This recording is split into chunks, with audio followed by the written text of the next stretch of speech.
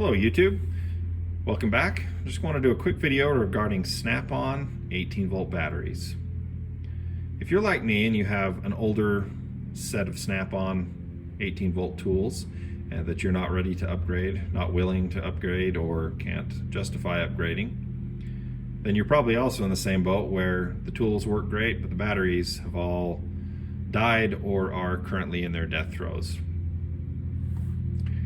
If this is the case, this would be a good video to watch. Some options for that. I watched YouTube videos, researched, saw a couple of techniques which I tried. One was putting the shock of current through the battery with a welder. The idea being it breaks up the crystallization and allows the battery to take a charge. I tried that on several batteries with zero success, unfortunately. Next option is to take the battery apart, test the cells, remove the bad cells, and then replace just the bad ones with cells that you purchase from, or that you acquire by taking apart another battery. Did this, and it seemed like within a day or two, other cells had gone bad. So it's kind of one of those things where once one goes, they kind of all are at the same age where they can fail. So that didn't work well for me either. So started looking at replacement options. The first and most expensive one, obviously, is to jump on the Snap-on truck, give the guy a couple $100 and walk out with a brand new 18-volt Ni-Cad battery. Now, upside to that is if you do that, you're going to get an original Snap-on battery with a case so robust that if you drop the tool when you're using it over your head and it lands on your foot, it'll probably break your toes, but it won't break the tool, which is nice. From personal experience, I've dropped them a few times. Luckily, haven't hit the toes, but have had no problem dropping them and having them be damaged. So the upside to that is you get a battery that's going to last as far as structure goes. Downside is you've just spent $200 on a brand new battery that has technology from the 80s and 90s in it. Let's be honest. The whole industry has kind of moved on from Ni-Cad to lithium ion. That's just the way it's gone. So next option, you can take the battery pack apart, and all over eBay, Amazon, or private websites, you can find kits to replace all of the cells, so you essentially have a new battery.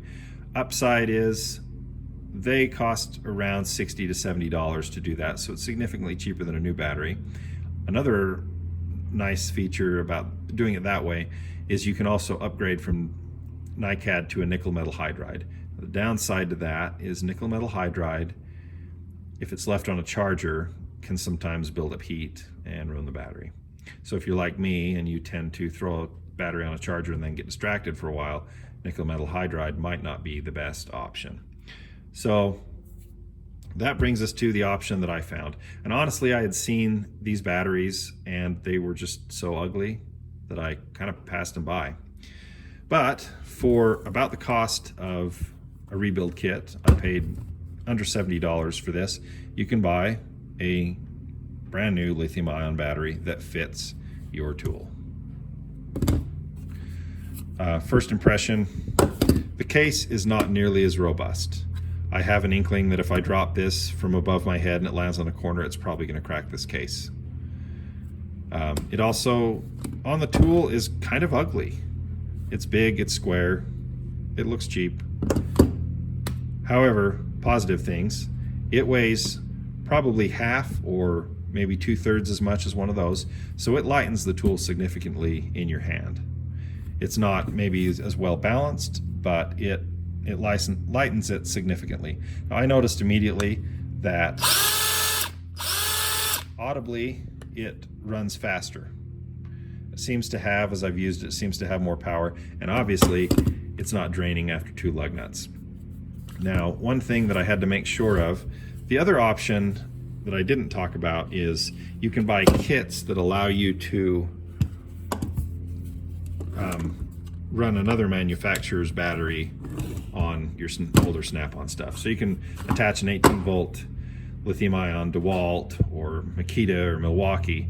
The problem that kept me from doing one of those was that most of them protrude too far because the kit kind of offsets it, so it wouldn't work with my grease gun, which is the tool I use the most.